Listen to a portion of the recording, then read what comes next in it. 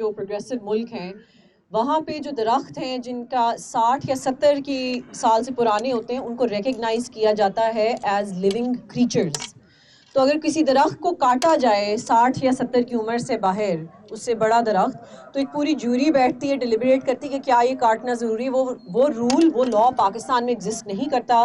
میں آپ کو بتانا یہ چاہوں گی کہ میں ایک پبلک لٹیگیشن کا کیس فائل کر رہی ہوں انشاءاللہ, جس کے اندر ہم یہ لڑیں گے کہ کوئی بھی درخت 60 سال کی عمر سے جو بڑا ہے اس کا کاٹنا جیوری کے پرمیشن کے بغیر will be considered manslaughter and murder.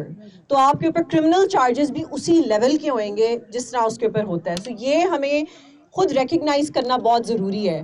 اور اس کے اندر یہ حکومتی میں ایشوز کے بارے میں آنا چاہوں گی. یہ پورا سٹیم ایشو اسی پہ کرتا ہے کہ ہم سوئے ہوئے ہیں.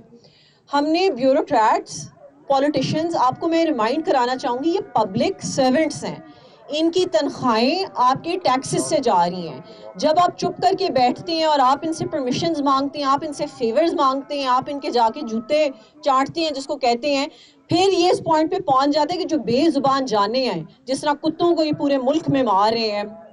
بائی دی وے کتوں کو اس لیے مار, لوگ کہتے ہیں کہ جن کو ریبیز ہیں اس لیے کر رہے ہیں, ان کے پاس پورے فنڈز دیے جاتے ہیں ویکسینیشن کے جو وہ استعمال نہیں کر رہے. Instead they are just killing dogs because it's easier, cheaper and faster. And it's the same thing with trees as well. تو سیالکوٹ میں انہوں نے درخت کاٹے ہیں جی. بھی یہ نا, ابھی میں ملتان گئی تھی جو پچھلے سال فلڈز ہوئے تھے, انہوں نے جو بے بہا درخت کاٹا ہے ملتان میں مینگو ٹریز کا, میں کہتی ہوں پاکستان کی ہسٹری کا سب سے بڑا جینوسائیڈ تو ملتان میں ہوا ہے کہ لاکھوں انہوں نے hundreds of years old mango trees کاٹے ہیں اور کاٹ کے وہاں پہ مینگو فیسٹیول کرایا ہے. ملتان کے لوگوں کو میں یہ بہت داد دیتی ہوں, ان لوگوں کو گالیاں دے رہے تھے ادھر آ کے, وہ they didn't come to those mango festivals. کہتے ہیں آپ کو شرم نہیں آتی.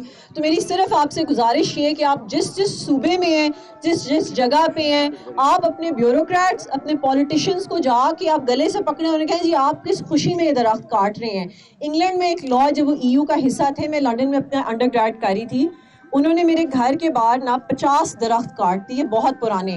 میں گھر گئی, میں نے ایک ای میل لکھی اپنے لوکل کاؤنسل کو, کیونکہ اس وقت لا تھا.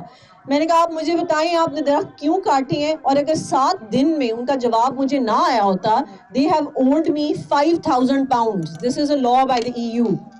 مجھے چھٹے دن پہ جو صدر کاؤنسل کا جواب آیا, MNA کا جواب آیا وہاں کا, وہ کہتے ہیں جی یہ درخت ہم نے کاٹے ہیں, ہم یہاں پہ لگا رہے ہیں. یہ اکاؤنٹیبلٹی سسٹمز ہوتے ہیں, یہ ہوتا ہے اکاؤنٹیبلٹی سسٹمز. ہم ساروں نے نا اپنی پاور بہت زیادہ پولیٹیشنز اور بیوروکریٹس کو دی ہوئی, کیونکہ گوروں کے زمانے سے ابھی تک سٹرکچر چل کے آ رہے, اس کو ہم نے ابھی تک بدلا نہیں ہے. گورے خود نہیں ابھی سٹرکچر کو کر رہے. بس میں یہی کہنا چاہوں گی اپنی آواز کو بڑھائیں, اپنی طاقت کو سمجھیں, کیونکہ اس کے علاوہ کچھ ہو نہیں سکتا. کیونکہ آخری شعر جگر مراد آبادی کا ایز یوزول میں کہنا چاہوں گی کہ ہم کو مٹا سکے اس زمانے میں دم نہیں, ہم سے زمانہ خود ہے, زمانے سے ہم نہیں.